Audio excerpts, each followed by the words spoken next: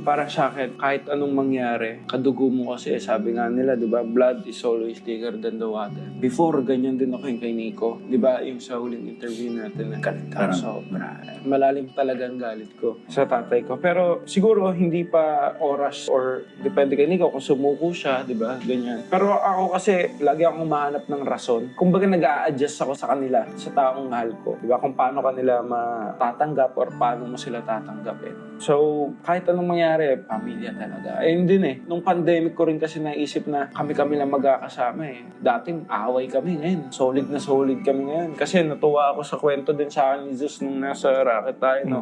Sila kahit anong pinagdaanan nila sa buhay, solid sila. Walang makain, walang matulugan. Binagsakan ng 100 problema pero solid. Gusto ko ganun kami. Kaya proud ako sa dalawang to. Mahal ko tong dalawang to.